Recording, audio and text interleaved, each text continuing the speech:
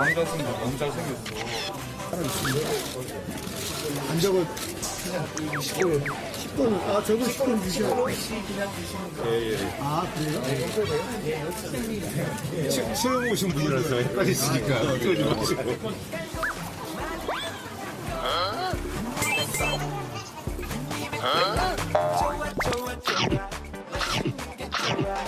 시장님이 여기 이 학생을 드셨어요? 그렇죠. 우리 때는 250원이었을까요? 천원학식 시작한 게 전남대가 제일 먼저 했다고 그러세요? 왜냐면 지병문 총장이 2015년도에 밥은 먹어야 될 거 아니냐. 지금 정부에서 2,000원 지원한다는 거죠.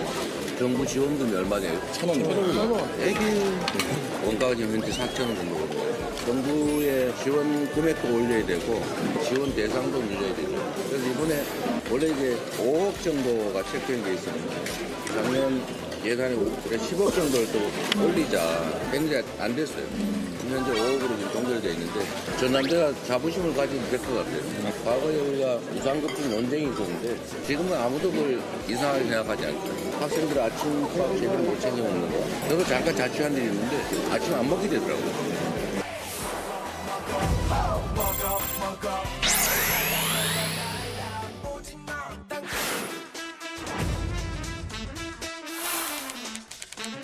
(2019년) 공천 과정에서 정말 말도 안 되는 이런 주장과 요구를 하고 그래서 제가 더 같이 하기 어려워졌습니다. 잠깐만요. 말도 안 되는 요구를 했다는 건 어떤 내용입니까? 좀 밝혀줄 수 있습니까? 과도한 공천 요구를 하는 거죠. 전 숫자부터 얘기를 했습니다. 몇 명이면 이해가 되죠. 혹시 몇십 명이었습니까, 그러면? 그래서 말도 안 되는 요구를 했습니다. 아. 계속 할 수가 없었고 네. 그렇게 되니까 또 뭐 계속 또 저를 공격하기 시작하더라고요. 막말을 하면서 지금 단계에서는 당에서 축출해야 된다고 생각합니다. 안교안 대표 때로 내 기억이 되는데 전 목사 측에서 책임당원을 우리 당원에 많이 집어넣었다고 해요. 그러니까 내부 경선 때마다 영향력을 행사하려고 하니까 그 최고위원이나 그다음에 그 뭐 당대표 나온 사람들이 거기에 손을 안 벌릴 수가 없었겠죠. 이참에 책임당원을 전수조사를 내야 돼요.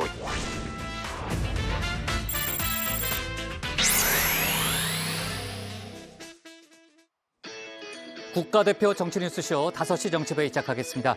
백반장이 제일 좋아하는 금요일입니다. 저 월요일을 제일 좋아합니다. 알았어요. 네. 자, 민주당 의원들이 일본을 방문 중이잖아요. 그 도쿄전력 임원진과의 면담은 결국 성사되지 못했죠. 네, 그렇습니다. 이 양이원영 의원에 따르면 당초 협조적이었던 도쿄전력이 갑자기 태도를 돌변해서 아무도 만날 수 없었다고 일방 통보했다고 하는데요. 이란 의원연맹에도 면담을 요청했지만 거부당했다고 밝혔습니다. 방문단은 오늘 후쿠시마 현지에 도착해서 지방의원과 간담회를 가졌는데요. 시의원인 시마 의원은 오염수 방류를 찬성하는 현지 주민은 거의 없다고 말해서 눈길을 끌기도 했습니다. 네.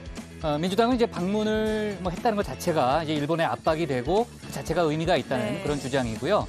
국민의힘은 사실상 매국행위다, 그러니까 국격을 떨어뜨리는 행위다 이렇게 주장을 하고 있는 거죠. 네, 맞습니다. 홍준표 시장은 국민을 상대로 한 쇼라고 지적했습니다. 광우병 때 민주당과 세력이 선동하는 걸 봤던 국민들은 쉽게 흔들리지 않을 거라고도 했는데요. 하태경 의원도 독도를 방문하는 일본 극우의 행태와 같다면서 국내 정치용이라고 말했습니다.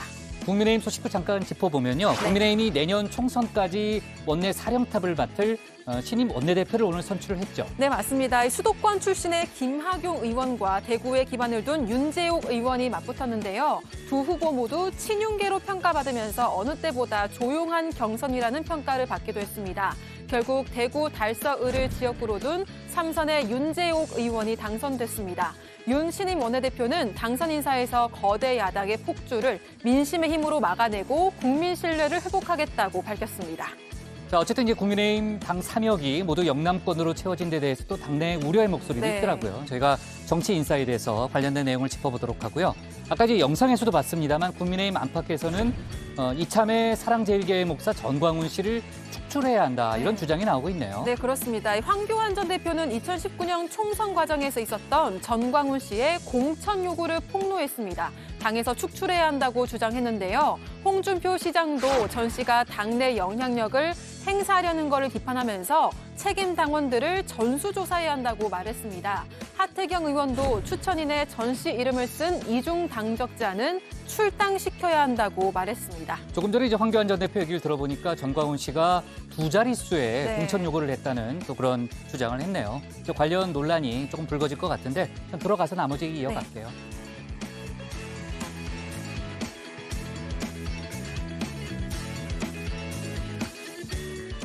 자, 오늘 회의는 류 실장 박마커, 유채커 조멘토 백반장, 김현숙 소통역사 그리고 정치부의 예청자 정혜원 분들과 함께하겠습니다. 오늘도 속보 실시간 반영하면서 열어놓고 회의를 진행하죠.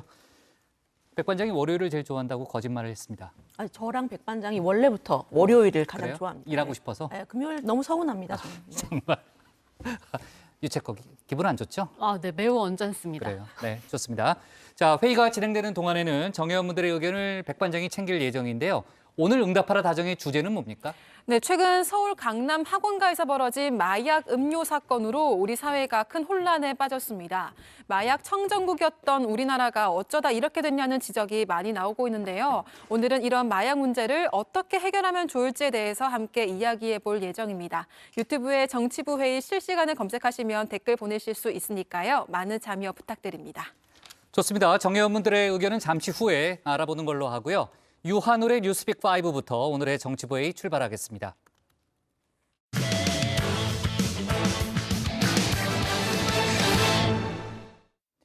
이른바 MZ세대로 불리는 2030 유권자들의 표심이 심상치 않습니다. 특히 20대에서는 지지하는 정당이 없다는 무당층이 조사 결과 과반이 나와서 여야 정치권이 비상에 걸렸죠. 20대를 겨냥한 천원 학식 사업을 놓고서는 여야의 주도권 경쟁이 뜨겁게 벌어지는 모습입니다. 그 밖에도 여야는 청년층을 공략할 정책을 계속해서 내놓고 있는데요. 관련 소식을 유한울 체커가 정리했습니다. 네, 5시 하면 다정해 정의원들의 뉴스 큐레이터 울체커입니다. 금요일의 뉴스픽 5 바로 들어갑니다. 오늘 준비한 소식은요. MZ 쟁탈전, 학원가 마약 경보, 일방적 각서, 반도체 쇼크, 코인 상장 뒷돈으로 가져왔습니다. 첫 번째 픽은 오늘 나온 따끈따끈한 여론조사 결과로 시작합니다. 한국갤럽이 발표한 주요 정당 지지도인데요. 18세부터 29세에서 국민의힘과 더불어민주당 지지도 큰 차이가 없었습니다. 그 대신 무당층, 다시 말해 지지하는 정당이 없는 응답자가 51%나 나왔는데요. 30대에서도 35%가 무당층이라고 답했습니다.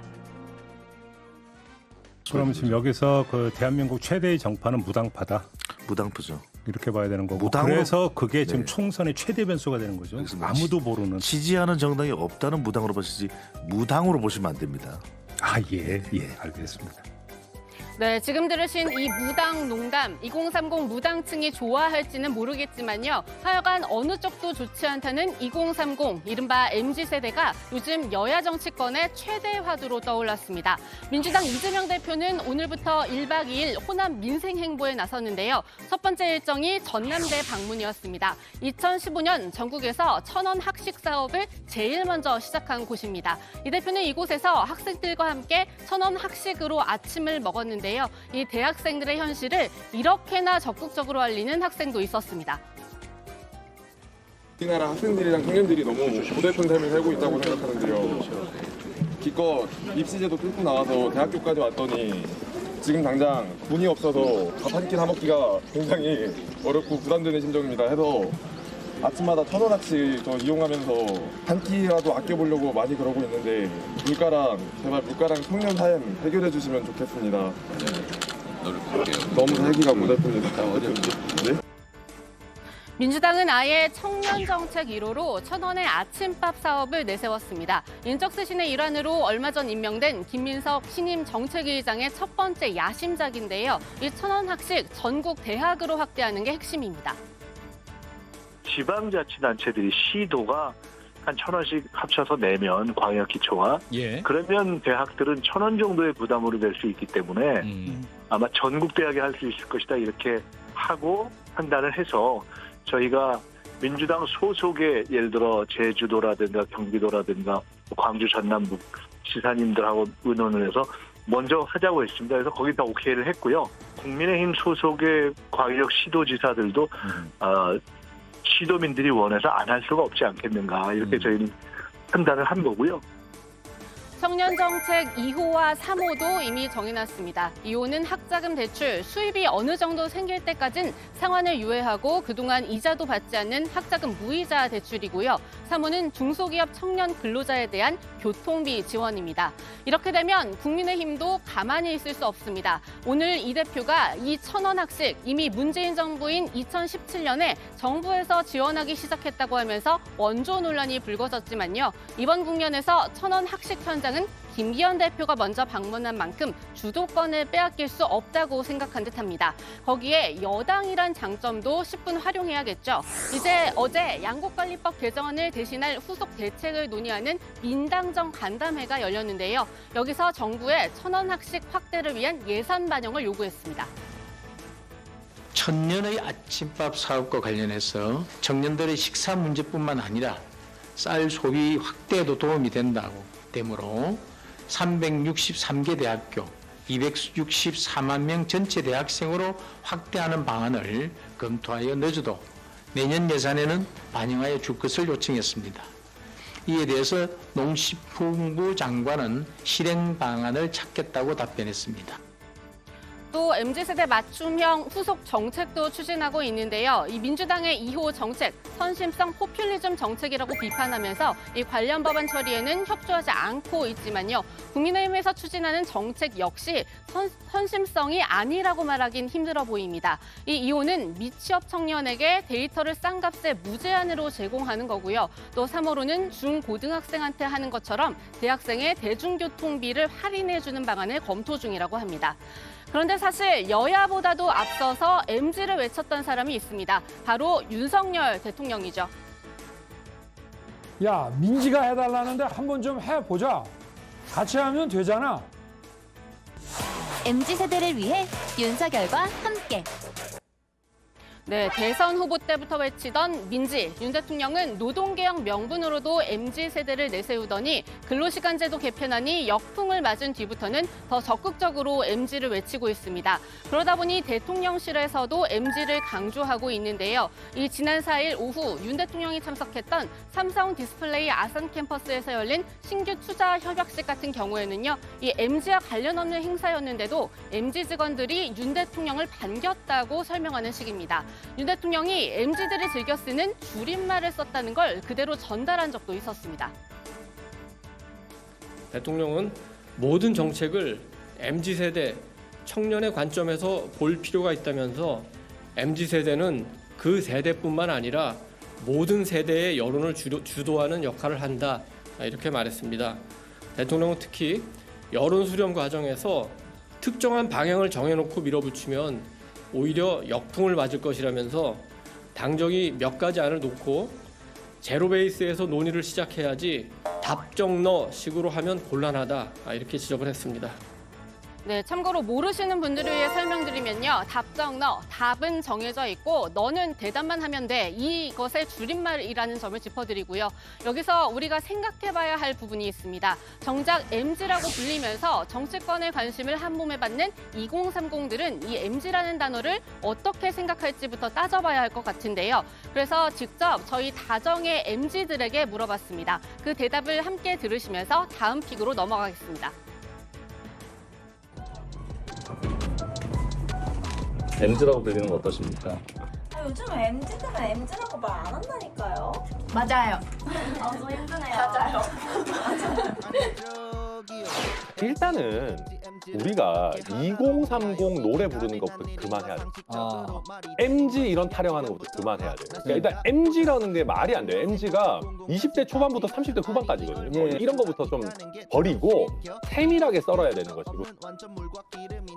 두 번째 픽은 학원가 마약 경보입니다. 강남 학원가에 이른바 퐁당 마약 경보가 내려졌습니다. 이 퐁당 마약, 어감은 귀엽지만요. 음료 등에 몰래 마약을 타는 범죄 행위를 뜻하는데요. 일당 4명이 2인 1조로 이 대치동 학원가를 돌면서 고등학생들에게 먹였습니다. 지금까지 밝혀진 피해자만 6명인데요. 학생들에게 기억력과 집중력이 좋아진다면서 음료를 권했다고 합니다. 음료 이름조차 메가 ADHD였습니다. 요즘 이 약 수험생들 사이에서 집중력이 좋다고 알려져 있기도 하죠. 그건 좀 할 것 같아요. 수험이라는 거 집중 잘 되면 좋긴 하니까. 대치동 여기가 제일 유명하거든요. 그런 술배 같은 거 많이 먹으니까. 네, 이 일당은 마약 음료를 먹인 뒤에는 경품을 준다면서 학부모의 전화번호도 받아갔다고 하는데요. 학부모에게 전화를 걸어서는 당신 자녀가 마약을 복용했다. 이 사실을 경찰에 신고하겠다고 협박하고 돈을 요구했다고 합니다. 경찰은 오늘 오전까지 일당 4명을 모두 검거했는데요. 이들은 인근 중학교에서도 같은 수법을 사용한 걸로 드러났습니다. 하지만 4명 모두 단순한 아르바이트로 생각했다면서 본인들이 건넨 게 마약인 줄도 몰랐다고 주장하고 있는데요. 실제로 마약 범죄임을 알았거나 알 수 있었다면 처벌 가능성이 있겠지만 그런 증거 찾지 못한다면 이들 역시 처벌하기는 쉽지 않아 보입니다. 고의가 없었으니까요. 경찰이 이 사건을 조사하고 있는데 조직이 해외에 있으면 수사가 쉽지는 않아 보입니다. 그래서 경찰은 그 윗선을 추적하는 중입니다. 기존의 이 보이스피싱 조직이 원래 쓰던 수법이 더 이상 통하지를 않자 새로운 수법을 썼을 가능성, 또 마약 유통 조직이 미래의 고객을 확보하려고 이런 일을 계획했을 가능성을 염두에 두고 있습니다. 이 학원 광고 전단지에 마약 사탕을 붙여주는 경우를 봤다는 이야기까지도 학부모들 사이에서는 나오고 있는데요. 이 어느 순간부터 정말 끊이지 않고 들려오는 마약 사건 사고 소식입니다.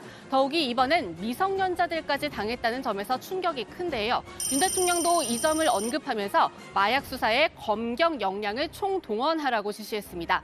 관련해서 오늘 경찰은 모든 마약 수사를 서울경찰청에 맡기기로 했습니다. 대통령의 어제 마약 사범 엄단 지시에 따라 경찰은 일선 경찰서에서 진행하던 마약 수사를 모두 서울경찰청으로 보내 마약 수사대에서 전담 수사하기로 했습니다.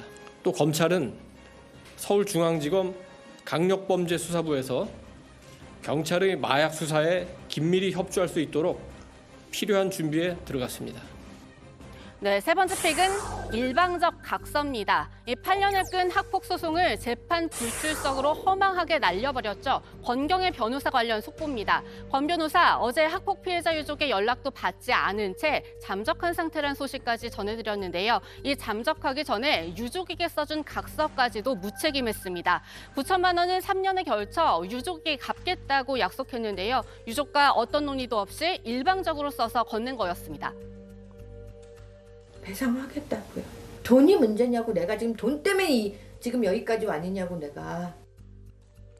유족은 권 변호사를 대신할 새로운 변호인도 찾았습니다. 이 재심 전문 변호사로 유명한 박준영 변호사가 소개해준 양승철 변호사인데요. 박 변호사는 이 사실을 공개하면서 유족은 진영 논리로 사건이 소비되는 것에 반대한다. 법률가의 무책임이 곳곳에서 벌어지고 있다는 사실을 알리고 싶어 한다면서 유족의 당부도 전했습니다.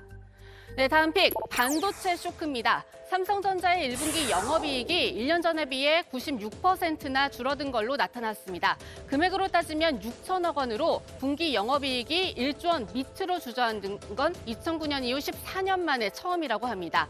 작년 하반기부터 시작된 반도체 수요 둔화가 시장 예상보다도 심각했던 탓인데요. 삼성전자는 따라서 메모리 반도체 생산량을 줄이겠다고 공식화했습니다. 이 내부 공정 개선과 연구 개발 활동을 이어가면서 시장 변화에 대응하겠다는 입장입니다. 네, 오늘의 마지막 픽은 코인 상장 뒷돈입니다. 배우 성유리 씨의 남편이자 프로골퍼 출신 안성현 씨가 가상화폐를 상장시켜주겠다며 코인 발행업체로부터 수십억 원을 받은 혐의로 오늘 오전 구속영장 실질심사를 받았습니다. 검찰은 안 씨가 빗썸 실소유주로 알려진 강중현 씨와의 친분을 이용해 이런 일을 벌였다고 보고 있는데요. 법원은 혐의를 다툴 필요가 있어 보인다면서 조금 전 영장을 기각했습니다. 네, 오늘의 뉴스픽은 여기까지입니다. 들어가서 원픽 뽑겠습니다. 뉴스픽 5였습니다. 네. 자, 조금 전 들어온 속보 하나만 좀 얘기하면요. 저희가 이제 남북 연락 사무소 또 군 통신선을 이용해서 남북 간에 그 연락을 하고 있잖아요. 예를 들면 이제 오전 9시 또 오후 5시에 전화 통화를 하는데 업무 개시 통화 또 마감 통화를 하는데 오늘 북한 측의 무응답으로 남북 간의 통화가 이루어지지 않았다는 그런 속보가 조금 전에 나왔고요. 그 이유에 대해서는 뭐 여러 가지 이제 분석을 하고 있는데 남북 관계 경색에 따른 또 북한의 어떤 도발 가능성을 암시하는 그런 움직임인지 아니면은 최근 북한이 이제 개성공단 내에 있는 우리 기업 자산을 계속해서 무단으로 사용하는 정황이 확인됐다는 우리 정부의 입장 발표가 있었고 관련해서 이제 북한에 통지문을 발송할 계획이었는데 그 문제로 북한이 연락을 끊은 건지 뭐 좀 정확하진 않습니다만 아무튼 그 남북 간의 이제 통화가 일단 오늘 이루어지지 않았다는 그런 소식입니다. 자, 아까 이제 그 MZ 얘기 들어보니까요. 진정한 MZ는 MZ라고 뭐 불리는 것을 별로 좋아하지 않는다. 뭐 이런 얘기도 있었는데 다정회의 대표 MZ인 류민지는 어떻게 생각해요? 저는 사실 MZ라고 불리길 원했잖아요. 예, 좋아합니다. 사실 진정한 MZ가 아닌 거 아니에요? MZ는 아니고요. 그래요? MZ 약간 걸쳐 있습니다. 그래서 걸쳐 있어요? 네, MZ라고 불러주시는 거 저는 오늘 드디어 고백했네요. 그래요? 아니 조익신 멘토는 MZ 아니죠? 저는 마징가 Z 세대를 꾸준히 아니죠. 예. 도멘토하고 유실장하고는 나이 차이가 많아요? 얼마 안 납니다. 얼마 안 나요? 네. 큰 그래서 차이가 있습니다. 큰 차이가 있어요? 마징가 Z고 저는 이제 MZ이기 알았어요. 때문에. 네, 알았습니다. 자, 총선을 1년 앞두고 2030 유권자들을 향한 또 정치권의 구애가 벌써 뜨겁습니다. 지금 이제 총선이 1년밖에 안 남았고 또 무당층이 지금 워낙 많이 이제 여론조사에서 나타나고 있기 때문에 아마 여야의 마음도 좀 급한 것 같은데 자, 아까 이제 그 천원 학식을 둘러싼 얘기는 이제 유체커가 설명을 했고 민주당 이재명 대표는 지금 이제 민주당이 정책위 차원에서 추진하는 정책이 또 있고 그 이외에 또 기본금융이라는 걸 제안했다는 거죠. 네, 그렇습니다. 이재명 대표의 이른바 기본 시리즈 중에 하나라고 볼 수 있는데요. 모든 성인에게 최대 1,000만 원까지 낮은 금리의 대출을 해주고 정부가 전액을 보증해 주자는 겁니다. 정부는 최근 대출이 시급한 취약계층에게 최대 100만 원을 빌려주는 소액 생계비 대출을 진행하고 있는데요. 이 대출조차도 10%대의 고금리로 진행된다. 이 점을 꼬집으면서 오늘 뗐습니다. 들어보시죠. 국민들의 주권으로부터 온 우리 국가 정책의 소산이기 때문에 그 혜택은 모든 사람들이 최소한은 일정 부분은 함께 누릴 필요가 있다라는 생각이 듭니다. 고액을 하자는 게 아니라 일정액까지 우리 사회가 합의 가능한 수준까지 모든 국민들이 금융 혜택을 함께 누릴 수 있고 또 금융에 접근할 수 있게 해주는 것이 가장 핵심적인 정책 과제라는 생각이 들고 그것이 바로 기본 금융이라고 생각합니다.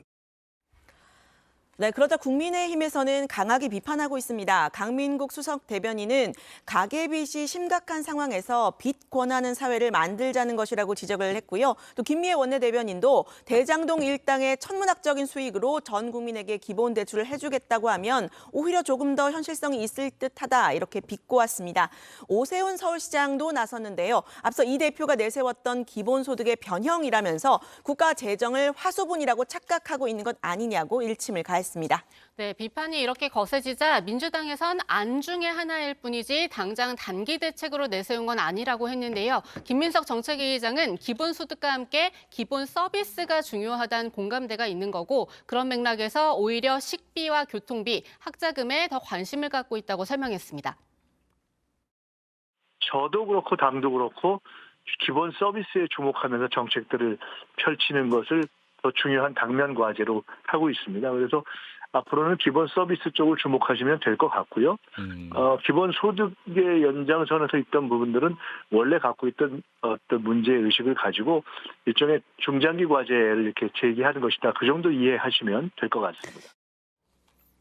대치동 학원과 마약 사건 파장 지금 뭐 대단하죠. 여당에서는 이제 이번 사건처럼 미성년자를 속여서 마약을 투약했을 경우에는 최대 사형까지도 처할 수 있는 법안을 새로 발의를 했다는 거죠. 네, 윤석열 대통령이 강력 대응 지시에 발을 맞춘 행보인 것 같은데요. 유경준 국민의힘 의원이 낸 이 마약류 관리에 관한 법률 개정안입니다. 이 현행법은 지금 미성년자에게 마약을 투약한 경우에는 5년 이상의 징역에 취하도록 하고 있는데요. 이 유 의원이 발의한 개정안에 따르면요, 미성년자의 의사에 반해서 마약을 투약한 경우에는 사형, 무기징역 또는 10년 이상의 징역으로 처벌 수위를 높였습니다. 이 의원은 이번 학원과 마약 테러와 같이 마약을 활용한 금품 갈취 등 2차 가해를 막기 위해 엄벌에 처하도록 해야 한다고 개정안 발의 이유를 설명했습니다. 좋습니다. 유체커 오늘의 원픽은 어떤 걸로 잡을 거예요? 네, 오늘의 원픽입니다. 무당층 51%, MZ 쟁탈전 벌이는 여야, MZ들의 생각은?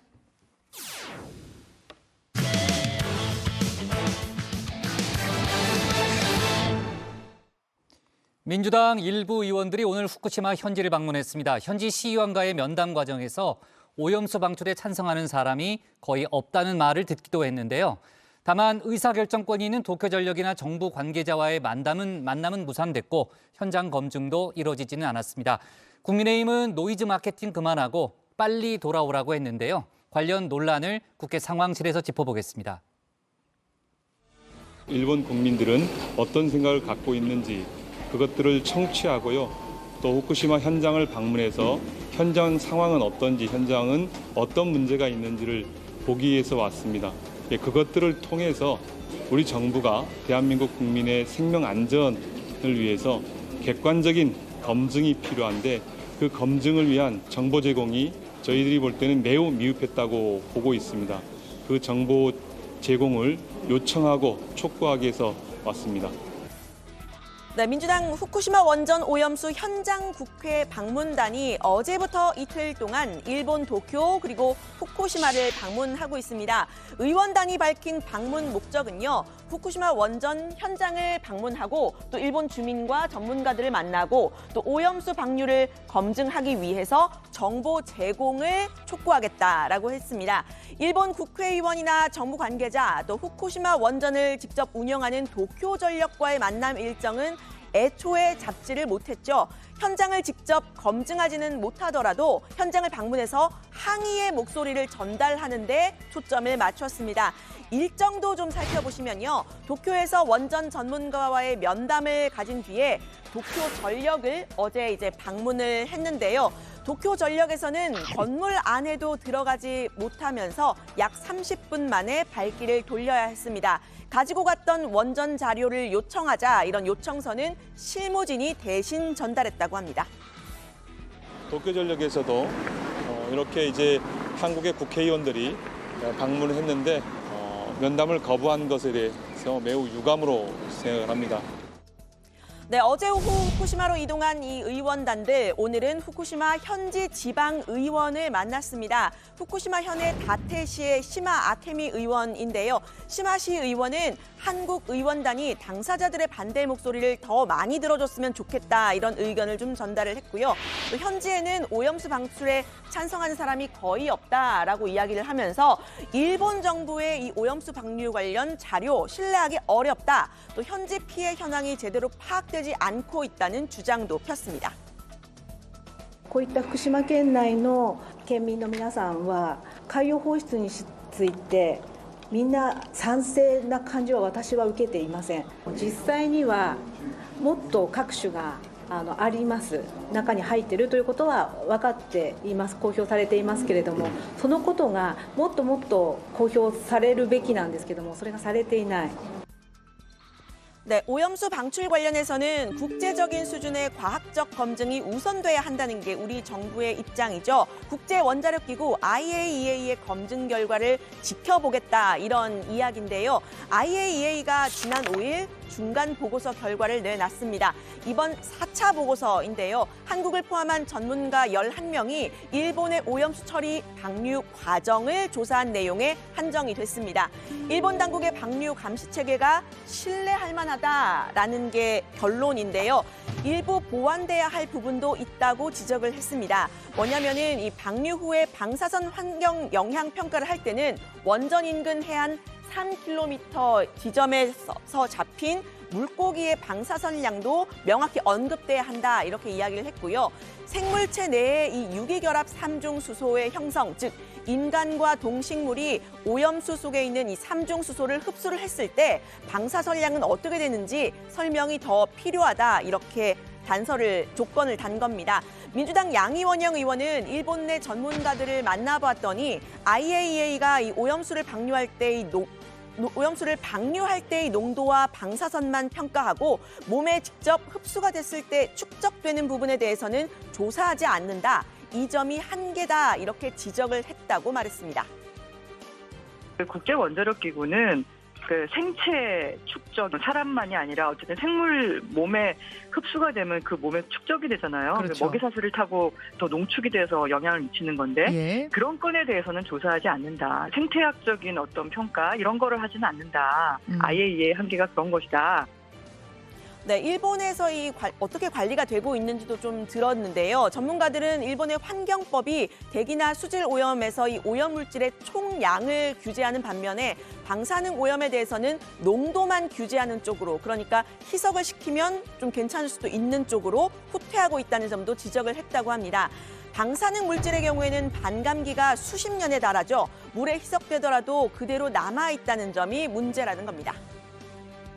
지금 바다에는 미세 플라스틱이나 이런 것들이 총량들이 이렇게 모이고 있어서 그걸 줄이자고 지금 하는 판에 거기에 방사성 물질을 추가로 이렇게 쏟아붓는 것은 굉장히 심각한 문제다.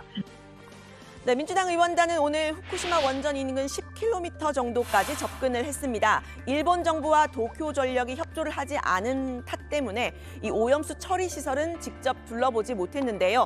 국민의힘은 민주당을 향해서 빈손 외교다, 노이즈 마케팅이다라고 비판을 했습니다. 바다 건너 나라 망신 더 시키지 말고 서둘러 귀국하라고 했습니다. 노이즈 마케팅을 방불케 하는 민주당 의원들의 후쿠시마 방문 소동이 국제사회에 어떻게 비칠지 한 번이라도 생각은 해봤는지 모르겠습니다. 국민의 눈을 속여보고자 외교적 결례까지 무릅쓴 얄팍한 정략적 계산이 뻔히 보입니다. 괴담과 선동을 양손에 든 음모론만 보입니다. 네, 반면에 민주당은 방문을 했다는 사실 자체가 일본에 대한 압박이 될 수가 있고 또 협상력을 높이는 일이다, 이런 주장을 폈는데요. 정부 여당이 혹은 대통령이 해야 할 일을 제대로 하지 못하고 있으니 야당이라도 나서야 한다는 논리입니다. 우리나라 대통령이 가서 후쿠시마 오염수에 오케이다라고까지는 얘기를 안 했지만 최소한 우리 국민들의 불안함을 제대로 전달을 못했다라는 건 확실한 것 같거든요. 일본에 대해서 명확하게 반대 의사를 표하고 외교적으로 어떻게 처리하겠다라는 얘기를 못하니까 저희가 계속 불안한 거죠. 네, 사실 일본에서는 지금도 후쿠시마는 안전하다라는 홍보에 열을 올리고 있는데요. 도쿄전력은 처리수 포털 사이트라는 이 홈페이지를 한국어와 중국어로 서비스를 하면서 이 일본 정부의 오염수 해양 방류 계획을 적극 홍보하고 있습니다. 여기에는 이 다핵종 제거 설비 알프스로도 걸러지지 않는 삼중 수소, 이 트리튬은 우리 주변에 널리 존재하고 있다라는 내용도 담겨 있고요. 방사선 영향 평가 결과 사람과 환경에 대한 영향은 극히 적다, 이런 내용도 포함이 되어 있습니다. 후쿠시마현의 유튜브에는요, 서울과 후쿠시마의 공기 중의 방사선 수치가 비슷하다, 이런 내용도 홍보를 하고 있는데요. 방사선 수치를 제대로 비교하려면 공기 중이 아니라 흙이나 또 현재 살고 있는 해양 생물의 수치를 비교해야 한다는 게 전문가들의 주장입니다. 県内の空間線量率はほとんどの地域で世界の主要都市とほぼ同水準となっています. 서울과 후쿠시마의 수치가 같고 후쿠시마 주변 지역은 서울보다 더 낮습니다.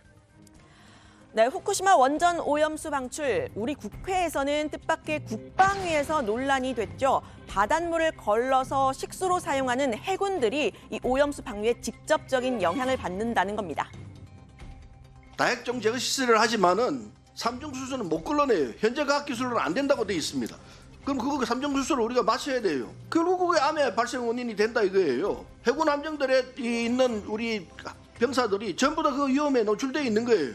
그거 아니라고 잡아뗄 수가 없어요. 삼중수소 문제도 지금 IAEA하고 일본하고 그 문제에 대해서 논의를 하고 있는 것으로 알고 있는데 그 결과를 보면서 우리가 물론 사전에 준비도 해야 되겠지만 그래서 그 결과를 보고 난 다음에 대화를 해볼 것 같습니다. 네, 후쿠시마 방문 관련 들어가서 더 이야기를 해보고요. 국회에서 여야가 대치하고 있는 부분 또 있죠. 바로 양곡관리법 문제입니다. 윤석열 대통령이 거부권을 행사한 이후에 민주당은 다음 주 13일 국회 본회의에서 재의결한다는 방침인데요. 양곡관리법을 거부한다면 쌀값 폭락과 과잉 생산에 대한 대안이 있느냐라는 야당의 공세에 대해서 정부가 대책을 내놨습니다. 민당정 간담회에서 쌀 한 가마니에 20만 원이 유지가 될 수 있도록 쌀 생산량을 줄이겠다는 건데요. 쌀 대신 논콩, 가루쌀 등의 작물을 재배를 하면 헥타르당 430만 원의 보조금을 지급하겠다는 대책도 내놨습니다. 이 농업보조금 직불금의 규모를 2027년까지 5조 원으로 늘리겠다고도 했습니다.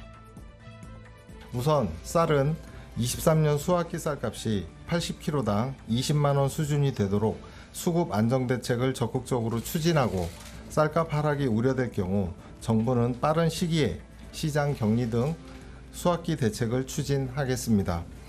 네, 민주당은 이 정부가 내놓은 대책 이미 양곡관리법안 내용에 반영을 해놓은 것들인데 지금까지 무조건 반대만 하다가 이제 와서 대책을 내놨다 비판을 했는데요. 양곡관리법, 이 곡창지대로 불리는 호남 지역민들이 주로 연관되는 법안이라고 할 수 있죠. 이재명 대표는 오늘 전남 나주로 향했습니다. 여기서 윤석열 대통령의 거부권 정치를 맹비난했습니다. 협상도 협의도 하지 않고 빠져 있다가 야당이 입법한 것이니까 무조건 반대하고 거부한 다음에 이제 와서 대책을 내겠다고 합니다. 협상 행정의 결과인지 또는 오기 행정의 결과인지 잘 모르겠습니다. 오기 행정이 가능성이 더 많다 하는 생각이 들긴 합니다. 네, 민주당은 이 양곡관리법 재투표 전에 여야 공개 TV 토론 하자라는 어제 했던 제안을 다시 한번 이야기를 했는데요. 국민의힘 조수진 최고위원의 이 밥 한 공기 다 비우기 운동을 다시 한번 상기시키면서 국민의힘 의원들의 찬성 표결을 호소하기도 했습니다. 우리 국민은 거듭된 여당 지도부의 실언과 망언에 농민 생존권마저 희화화되고 있는 작금의 현실에 절망합니다. 식량 자급과 쌀값 안정을 위한 TV 공개 토론 수용을 거듭 요청합니다. 13일 본회의 재표결에서 양심과 소신대로 결단해 줄 것을 촉구합니다. 네, 후쿠시마 원전 오염수 방류도 또 양곡관리법도 국회에서 여야 대치가 계속 이어지는 모습인데요. 관련 소식은 앞으로도 다정회에서 전해드리겠습니다. 오늘 발전 이렇게 정리합니다. 민주당, 후쿠시마 현지 주민 오염수 방류 반대, 원전 검증은 못해, 양곡관리법 대치 계속.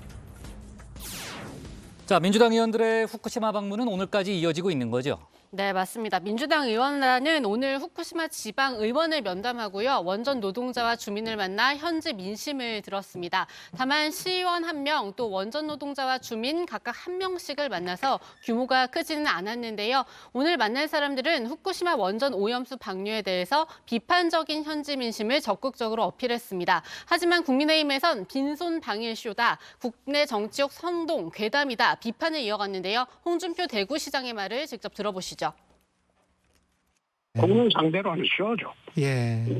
국민 상대로 하는 쇼고, 뭐, 그래 한다고 해서, 우리나라 국민들이 그렇게 쉽게 이제 흔들리지도 않을 거예요. 우리는 뭐, 광우병에, 그때 이제 민주당하고, 그 세력들이 변동하는 것도 봤으니까, 예. 뭐, 더 이상 흔들리지는 않을 거예요. 뭐, 정치 쇼죠.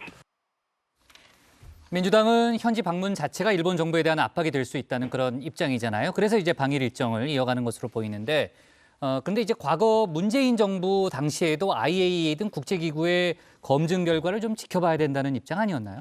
그렇습니다. 제가 발제해서 한번 전해드린 적이 있었는데요. IAEA 같은 국제기구의 과학적 검증이 필요하다. 또 우리나라 전문가가 참여하게 해달라. 혹은 독자적인 우리나라가 검증을 할 수 있게 해달라. 이런 게 이 전현 정부가 같은 입장입니다. 문재인 정부 당시 정의용 외교부 장관은 국회 대정부 질문에서 IAEA 적합성 절차에 따른다면 뭐 저희가 굳이 반대할 건 없다고 본다. 이런 말도 했었는데요. 일본을 방문한 이번 민주당 의원들이 그 의견은 정 전 장관의 개인 의견이자 돌출적인 발언이라고 했습니다. 민주당은 그때도 국회에서 오염수 방류 결의안을 여러 차례 채택을 했다면서 정부의 의견과 당의 의견은 다르고 정부 중에서도 정 전 장관의 발언은 개인 의견이라고 했습니다. 네, 좋습니다. 미안해요. 말 끝났는데 말을 정확히 듣고 있어야 되는데. 네, 자, 의원단이 들어오면 또 설명을 할 테니까 저희가 추가적으로 또 뉴스를 챙겨보는 걸로 하고요. 제가 왜 그랬냐면은 이제 속보가 몇 개 좀 들어와서 제가 좀 그거를 다음에 얘기하려고 챙기고 있었습니다. 왜? 딴 생각하시는 것 같아요. 아니, 딴 생각 아니고. 어떤 속보죠? 이거 봐요. 여기서 예를 들면 좀 집중을 해주시면 뒤에서 뒤에서 할 건데 김진태 지사에 대해서 이제 뒤에서 하시는 게 좋을 것 같습니다. 아, 그래요? 네, 뒤에서 할게요. 김기현 대표가 이제 진상 조사를 지시했다는 그런 속보가 있는데 제가 뒤에 또 할게요. 자, 특검 얘기를 잠깐 좀 해볼게요. 어제 50억 클럽 관련한 첫 법안 소위가 있었는데 파행이 됐다는 거죠. 네, 그렇습니다. 50억 클럽 특검법은 국민의힘이 정의당의 손을 잡으면서 법사위에 상정이 됐는데요. 구체적인 법안 심사는 제1 법안 심사 소위로 넘긴 상태입니다. 그런데 어제 첫 회의가 국민의힘 의원들의 중도 퇴장으로 파행한 건데요. 민주당은 국민의힘이 특검법 상정 후 태도가 바뀌었다. 상정 합의는 일종의 교란용이자 면피용이었다는 의구심이 든다 이렇게 말했습니다. 어제 법사위 분위기 직접 보시죠.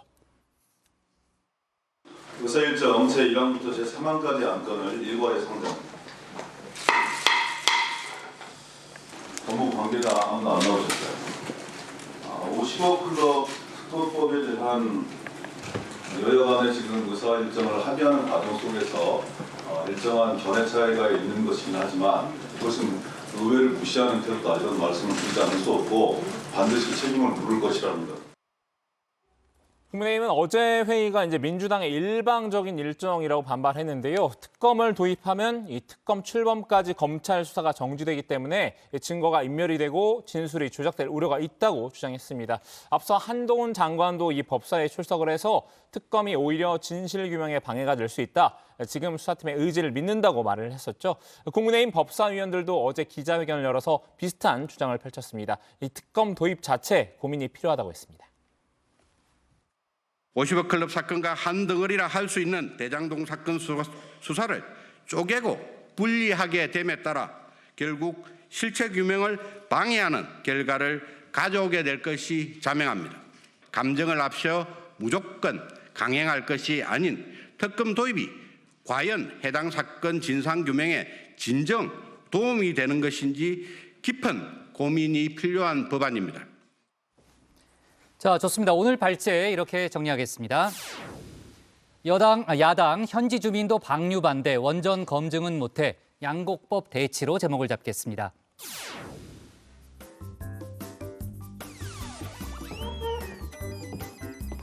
네, 안녕하세요. 정치부의 소통 시간 백반장입니다. 여러분, 날씨가 꽤 쌀쌀해졌습니다. 변덕스러운 날씨 탓에 주변에 감기 걸린 사람도 많더라고요. 주말에는 오늘보다 조금 더 춥고 미세먼지도 심하다고 합니다. 감기 걸리시지 않게 건강 잘 챙기시면 좋겠습니다. 네, 오늘의 소통 주제는 강남 학원가 마약 음료 사건 해결책은입니다. 먼저 다정회에서 미리 살펴본 댓글들 보겠습니다. 네, KI50님, 마약에 대한 경각심을 높이게 법을 개정해야 한다라는 의견 보내주셨는데요. 툭하면 집행유예냐라고 하셨습니다. DISC님, 전문 수사관을 대폭 증원해야 한다. 수사관 부족이 정말 심각하다라고 하셨습니다. 네, 이어서 정의원분들께서 실시간으로 올려주신 댓글들도 함께 보면요. 작설1TV님, 누가 마약 청정국이라고 했나 그동안 음지에서 드러나지 않았을 뿐 우리나라도 마약에 찌든 나라였습니다. 이제 드러났을 뿐입니다. 라고 하셨습니다. 그리고 피닥피닥님, 마약은 몇 년 전부터 문제가 많았던 것 같은데 제대로 수사 안 하다가 이 지경까지 왔다라고 하셨습니다. 댓글 적어주신 정의원분들 모두 고맙습니다. 네, 남은 시간에도 댓글 많이 보내주세요. 지금까지 응답하라 다정이었습니다. 백반장 수고 많았고요. 다음은 조익신 멘토의 정치 인사이드로 갑니다.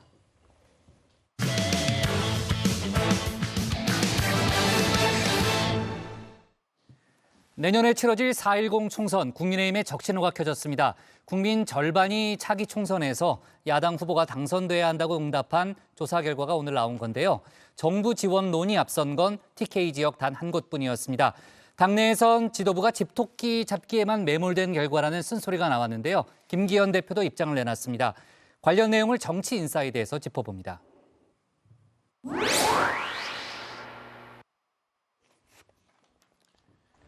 22대 총선 내년 4월 10일에 치러지죠.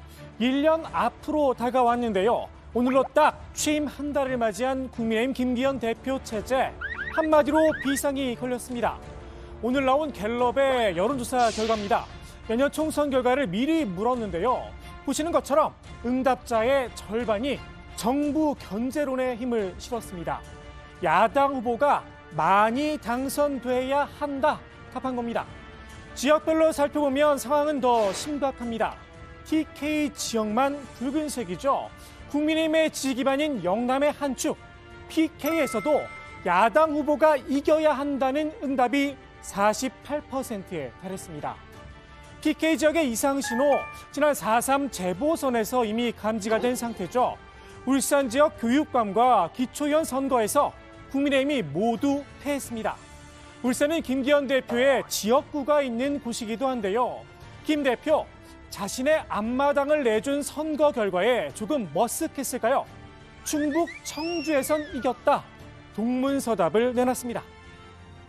충청에서 이긴 것에 대해서 저희 나름에는 또 의미 부여를 하고 있습니다만 그것도 또 잘못 이야기하면 이제 진 데는 이야기 안 하고 이긴 데만 이야기하느냐라는 이럴 때 또 지도부가 더욱 낮은 자세 보여드리는 게 중요하다고.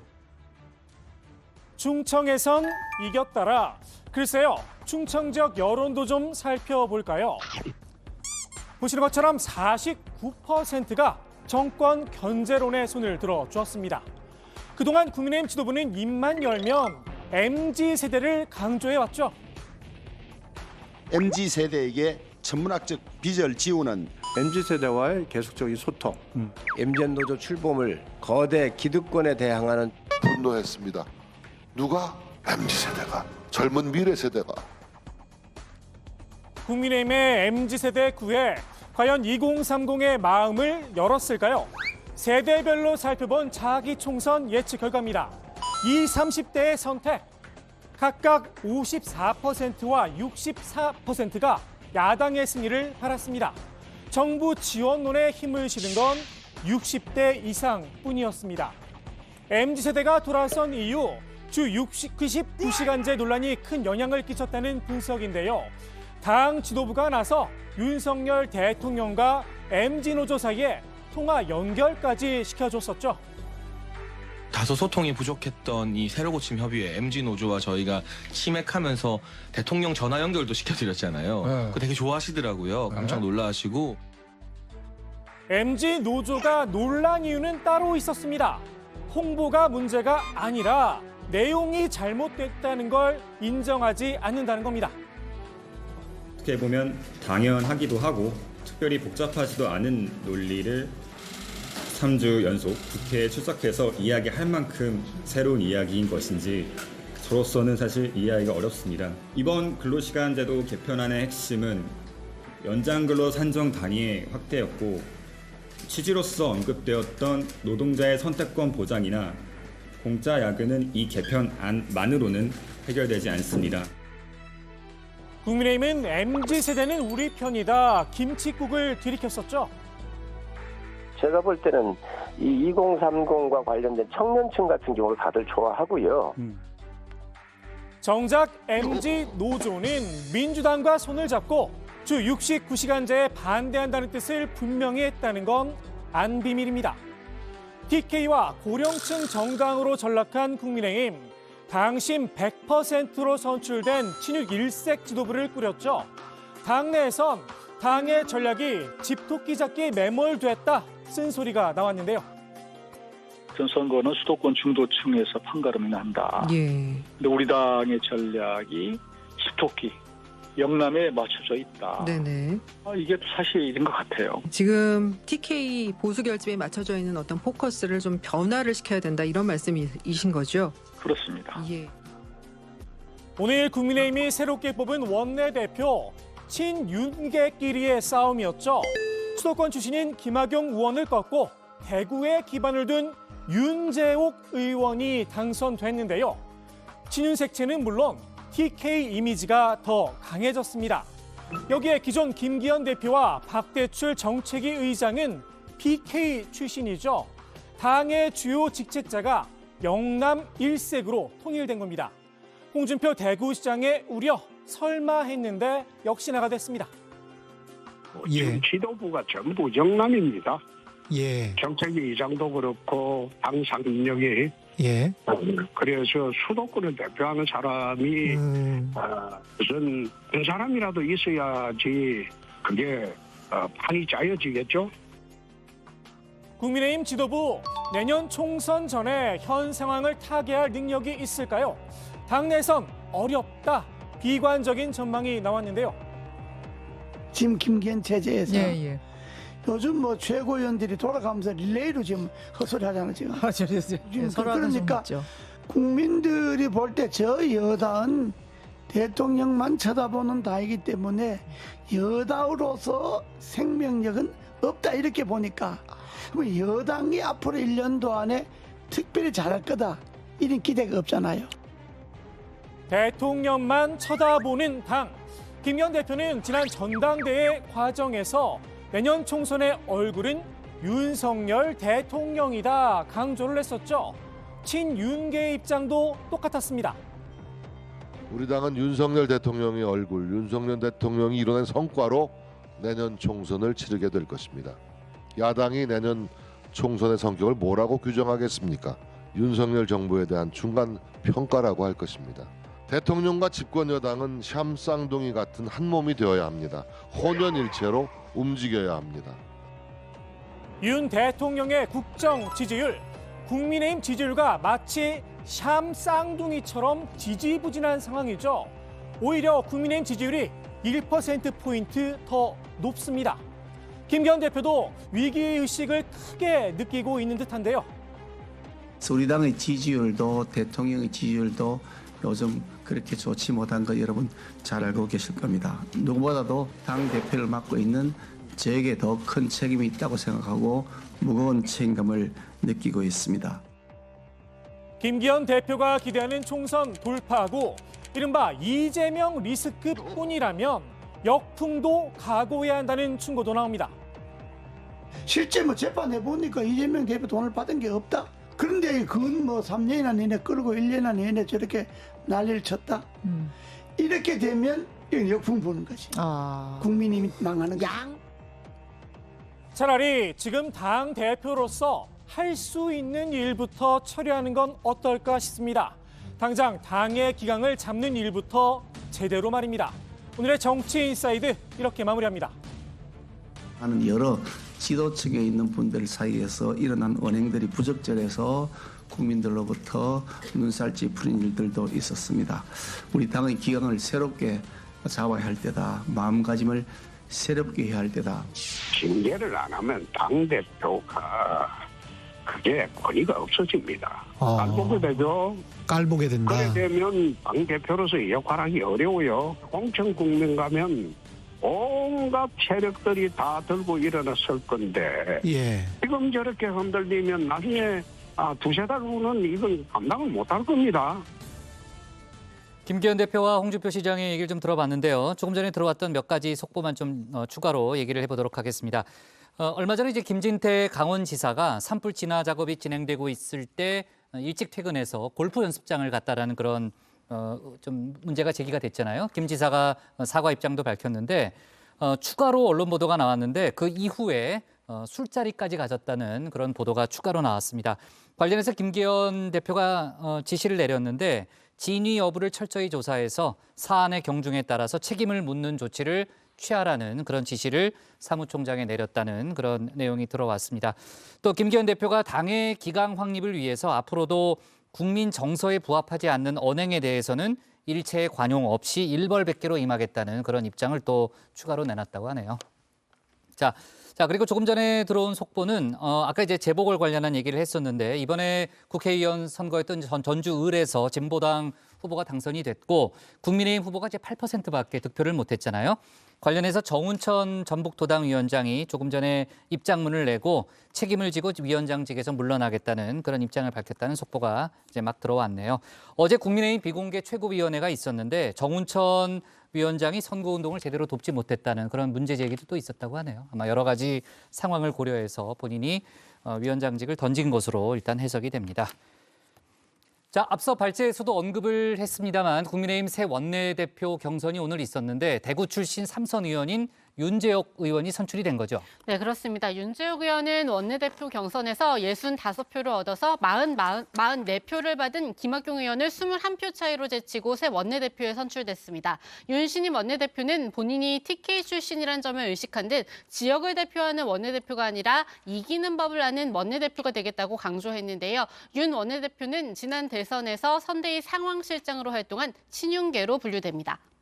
네, 자 김기현 대표에 이어서 원내대표도 이제 친윤계 영남 인사가 차지하게 됐고 또 박태출 정책위의장도 경남 진주죠, 맞죠? 진주가 이제 지역구니까 지금 이제 영남권 인사들이 사실상 당 3역을 이제 차지하게 됐는데 당내에서는 우려의 목소리가 나오고 있다는 거죠. 네, 내년 총선을 앞두고 이제 당의 확장성에 문제가 생기는 게 아니냐 이런 지적이 나오고 있는데요.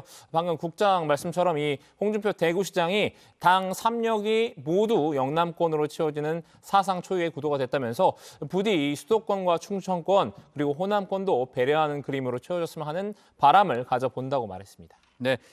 자, 어쨌든 이제 그 당 3역이 모두 영남권이라는 그런 얘기가 이제 당내에서도 나오고 있는 건데 이제 같은 영남권이라고 해도 또 TK와 PK는 상황이 많이 다르잖아요. 울산 지역 재보선에서 이제 국민의힘이 패하면서 국민의힘의 적신호가 켜졌다 이런 분석이 당내에서도 많이 나오고 있는데 다만 부산 엑스포 유치 문제가 변수가 될 수 있다 이런 얘기도 있더라고요. 그렇습니다. 부산 엑스포 이제 PK인데요. 윤석열 대통령이 부산 엑스포 유치를 위해서 팔을 걷어붙였죠. 어제는 부산 엑스포 실사단의 환송 만찬장에 깜짝 등장하기도 했는데요. 내년 총선을 의식한 행보라는 분석이 나왔습니다. 대통령이 만찬에 내려갔잖아요. 네, 맞아요. 그 이유는 뭐냐면 저는 이걸 유치하는 것도 중요하지만 나중에 결과에 따라서 어떤 또 지적이 나올 수 있냐면 대통령이 별로 신경 안 쓰더라. PK 지역은. 이건 엄청난 타격이 될 수 있고. 그렇죠. 그것도 왜냐하면 11월 발표니까 선거 전이 되는 겁니다. 그렇죠. 이게 PK 민심이 이제 무서워지는 거죠. 자, 조금 전에 제가 이제 전주을 이제 재선거 얘기를 했습니다만 이제 정운천 위원장이 조금 전에 사퇴한다는 입장도 내놨는데 유일한 국민의힘의 호남 지역 의원이잖아요. 이용호 의원은 그 결과를 놓고서 망연자실했다 이런 표현을 쓰더라고요. 네, 그렇습니다. 이용호 의원은 전주 전북을 국회의원 재선거에서 국민의힘 후보가 8% 득표로 5위에 그친 걸 보고 잠시 망연자실했다 이렇게 밝혔는데요. 지난 대선 당시 윤석열 대통령의 득표율 15%대에서 반토막이 났다는 겁니다. 이 의원은 TK와 보수 결집에 맞춰져 있는 당의 전략을 바꿔야 한다 이렇게 쓴소리를 냈는데요. 수도권의 35%가 호남 출신이라면서 중도층의 민심을 살펴야 한다 이렇게 지적을 했습니다. 최근 김재원 최고위원의 5.18 관련 발언도 영향을 미쳤을 수 있다라는 그런 분석도 있고 지금 이제 제주 쪽 민심도 심상치 않다 이런 얘기가 있더라고요. 네, 그렇습니다. 이 태영호 최고위원의 제주 4.3 사건 기밀성 지령설에 이어서 김재현 최고위원의 4.3 추념식 편하 발언이 전해지면서 이 제주 민심이 들끓고 있는데요. 오늘 국민의힘 제주도당 주요 인사들이 국회를 찾아서 김기현 대표와 면담을 가졌습니다. 허용진 제주도당 위원장은 4.3 관련해 논란이 되는 발언을 그만해달라고 요청했습니다. 이 4.3 추념식은 격이 낮다라고 하니 김재원 최고위원은 한 달 자숙에 들어간 상태죠. 반면에 이 기밀성 지령설을 주장한 태영호 최고위원은 사과 한마디 없이 여전히 대내 활동을 이어가고 있는데요. 오늘도 이 라디오에 출연해서 본인의 입장을 굽히지 않았습니다. 4.3 관련해서는 어떻게 사과 뜻도 되는 겁니까? 어떻게 되는 겁니까? 저는 뭐 수십 번 밝혔습니다. 네. 국회의원의 사명은 그 어떤 경우에도 국민의 마음을 아프게 해서는 안 된다. 네. 이런 이야기를 제가 수십 번 했다고 했기 때문에 네. 그렇게 받아들여 주셨으면 좋겠습니다. 예. 사과라기보다는 마음 아프게 하면 안 된다. 예. 그런 뜻으로 예. 알겠습니다. 내년 총선 결과에 대한 국민의힘 안팎의 우려가 커지고 있는데 장제원 의원은 지지율이 반등할 거다 이렇게 긍정적인 해석을 내놨다는 거죠. 그렇습니다. 장 의원은 내년 4월 총선이라는 목표점이 있으면 지지율이 쭉 올라간다고 본다면서 민생에 부딪히고 민생을 뚫고 국민의 삶을 뚫고 들어가는 행보가 가시화되면 올라갈 것이라고 했습니다. 이 물음표가 붙은 김기현 대표의 리더십에 대해서도 김기현 스타일의 리더십이 정착이 될 수 있는 시간이 필요하다면서 윤석열 대통령과의 소통도 굉장히 잘 되는 것으로 알고 있다고 평가했습니다. 네, 정치권에서는 차기 총선에 검사 출신들이 대거 국민의힘 공천을 받아 출마할 거다 이런 이야기도 돌고 있죠. 장 의원은 괴담 같은 게 많이 돈다고 선을 그었는데요. 검사가 몇십 명이 총선에 출마한다는 건 있지도 않을 일이자 있을 수 없는 일이다 이렇게 단언했습니다. 총선을 앞두고 늘 찌라시가 나오지만 이번엔 좀 과하다라는 겁니다. 좋습니다. 오늘의 정치 인사이드 이렇게 정리하겠습니다. 총선 1년 앞둔 김기현호 한 달, 국민 절반, 총선 야당 승리해야로 제목을 잡겠습니다. 다음은 박준우 마커의 주민입니다.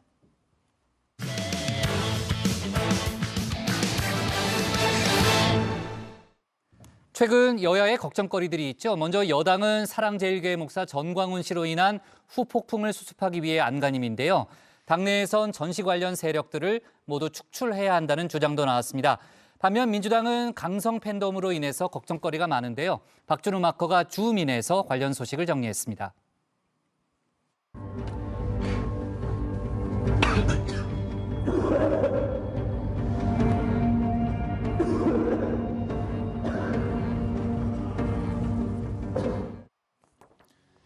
네, 영화 감기 속의 한 장면입니다. 이 확진자가 기침을 하자 비말이 공기 중에 퍼지는 모습이죠. 바이러스가 확산되는 과정을 슬로우 모션으로 묘사한 건데요. 지금 거대 양당도 각자 다른 종류의 바이러스에 시달리고 있는 모양새입니다. 오늘 주민은 양당이 걸린 바이러스에 초점을 맞춰 볼 텐데요. 먼저 국민의힘을 덮친 이 전광훈 바이러스부터 주민해 보겠습니다. 헌법 정신에 5.18 정신을 헌법에다 넣겠다. 그런다고 전라도 표가 나올 줄 압니까?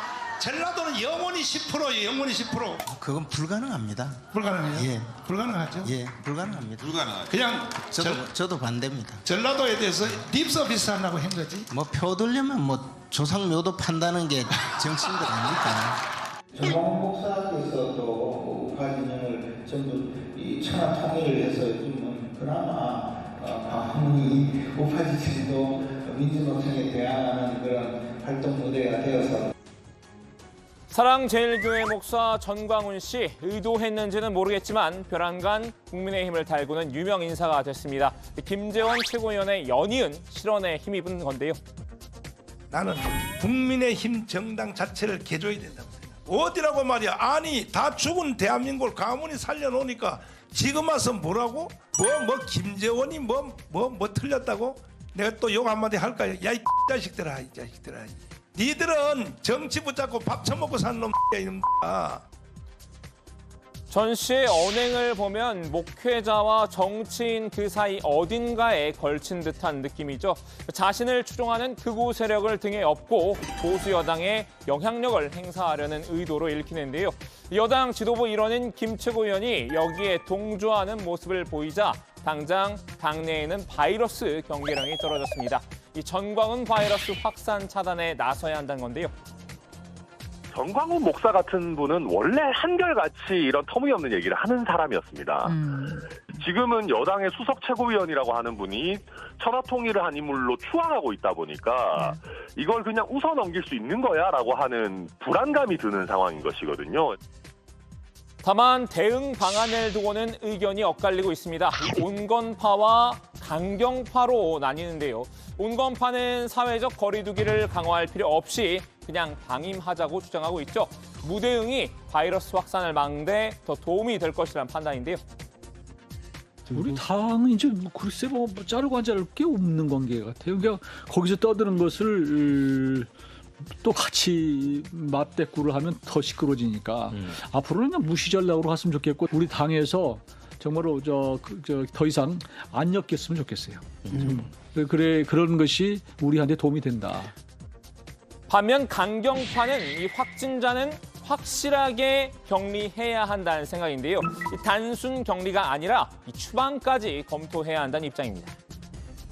전광훈 세력과는 완전히 선을 그어야 되고요. 네. 우리 당 미래 없어요. 우리 당 미래 없고. 전광훈 사랑제일교회 세력과 연대한다거나 뭐 연관이 계속 지어지면 미래가 없다.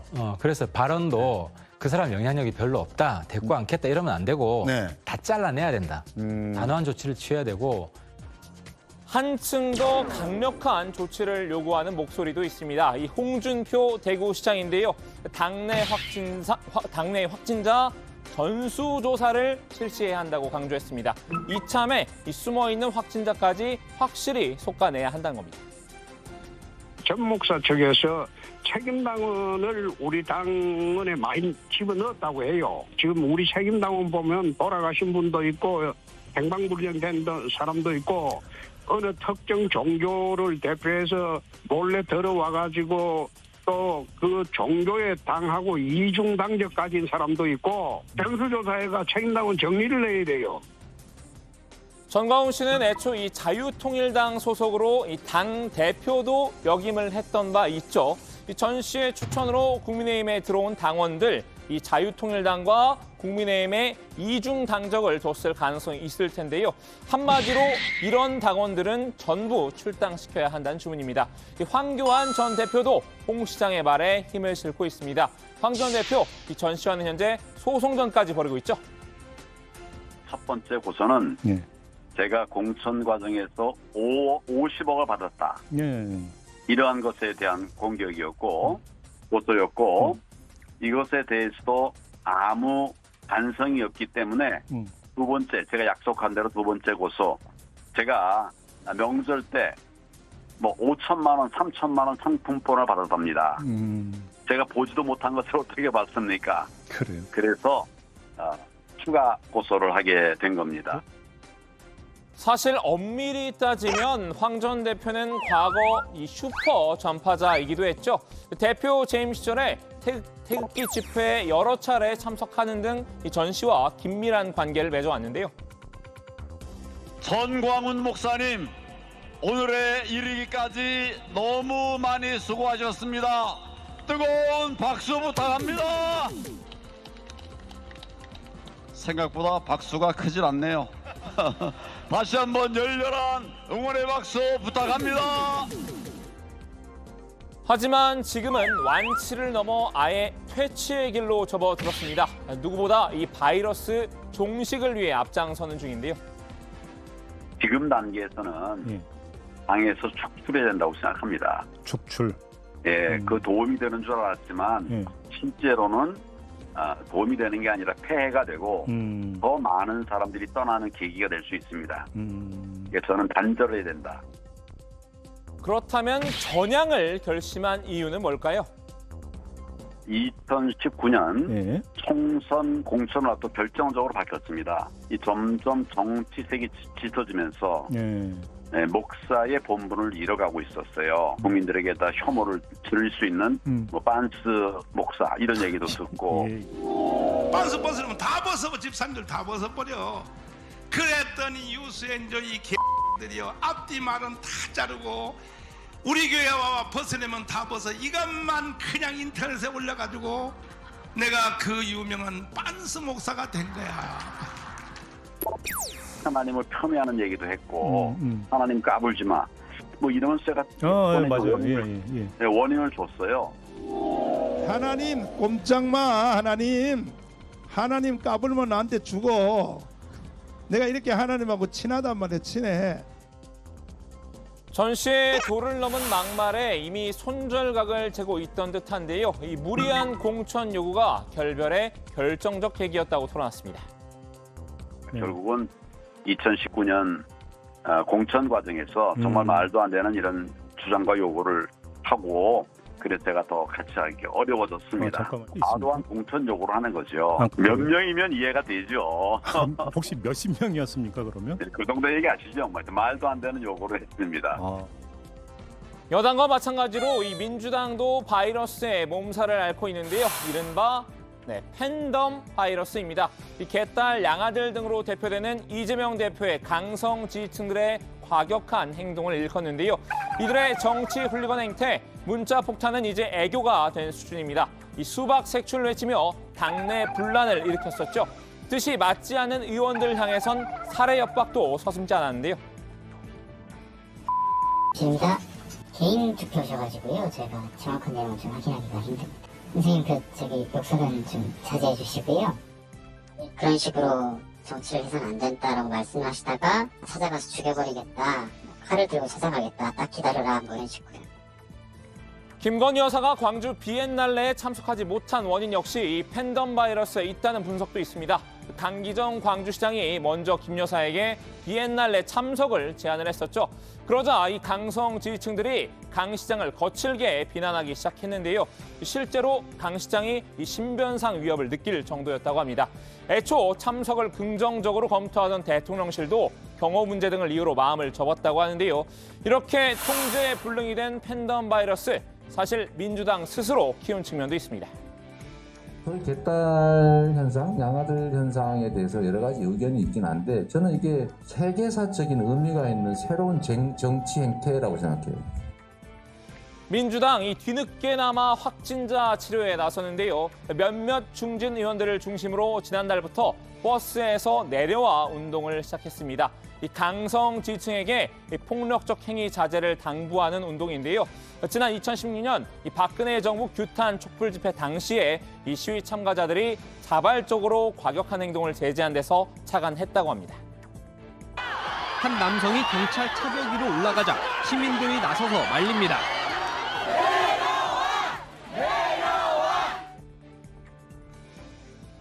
이재명 대표도 운동에 동참하겠다는 뜻을 밝혔죠. 이 강성 지지층에 이재명의 동지라면 민주당을 사랑하는 지지자분들이라면 이 내부 공격과 갈등 대신 설득과 화합의 길에 앞장서 달라고 부탁했는데요. 국민의힘과 마찬가지로 더욱 엄격한 거리두기 조치를 당부한 이들도 있습니다. 이게 뭐 개딸이다 아니다라는 걸 떠나서 인간사에서 거의 당내건 당외가 됐건 누가 누구를 비판하거나 의견을 얘기할 때 어떤 경우든 욕을 하거나 사실과 다른 얘기를 하는 거는 그건 말이 안 되잖아요. 저는 그런 부분에 대해서는 아주 엄격하게 해도 된다고 보는 것이 원래 제 생각입니다. 물론 아직 완치되지 못한 케이스도 덜어 있는데요. 강성 지지층을 확진자로 바라본 것 자체가 문제라고 반발하는 의원들입니다. 자꾸만 그 보수 언론과 국민의힘에서 개딸 프레임을 만들어서 민주당 지지자들을 뭔가 비이성적이고 폭력적이고 무지성적이다라는 식으로 이렇게 폄훼하는 용도로 쓰고 있는데 우리 민주당 국회의원들이 민주당 지지자들을 그렇게까지 폄훼하는 프레임에 말려들어서 공격하는 게 함께 비판하는 게 바람직하지 않다고 보이고요. 국민의힘이나 민주당이나 둘 다 바이러스에 고전 중인 건 매한가지인데요. 그 와중에 누구 바이러스가 더 악성인지를 두고 다투는 형국이죠.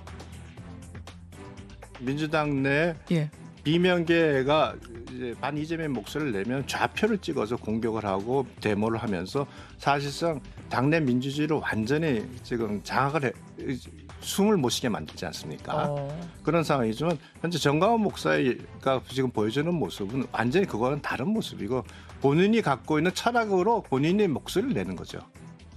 국민의힘 유상범 의원, 민주당이 걸린 팬덤 바이러스가 더 독하다고 자위한 꼴인데요. 민주당 박홍근 원내대표도 전광훈 바이러스나 잘 해결하라고 맞불러왔습니다.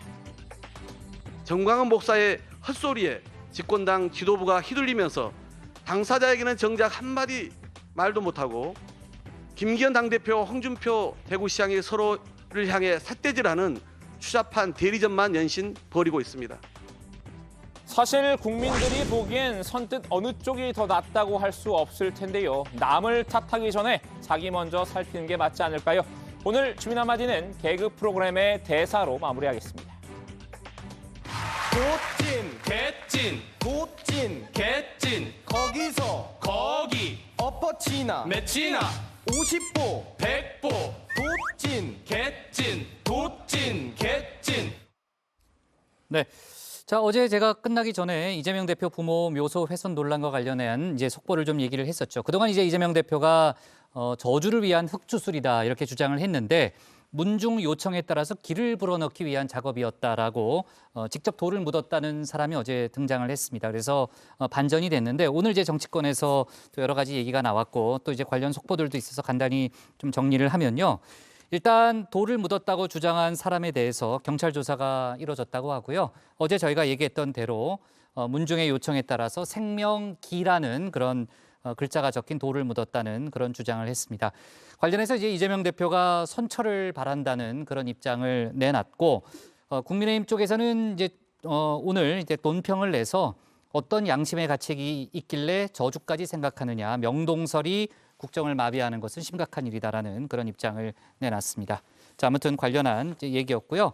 자, 아무튼 이제 전광훈 씨를 둘러싼 여러 가지 얘기에 대해서 박준호 마커가 정리를 했는데 아마 이제 축출해야 된다는 주장이 많이 나왔기 때문에 다음 주에도 관련된 속보가 좀 이어질 걸로 보입니다. 저희가 다음 주 월요일에 추가로 얘기를 해보던 걸로 하고요. 오늘 정치부에는 여기까지 하겠습니다. 저희는 내일도 오후 5시, 내일이 아닙니다. 다음 주 월요일 오후 5시 정각에 다시 찾아뵙겠습니다. 내일 나와도 돼요. 내일은 국장 혼자 찾아뵙는 걸로 하겠습니다. 그런 말 할 줄 알았어요. 누군가 한 명.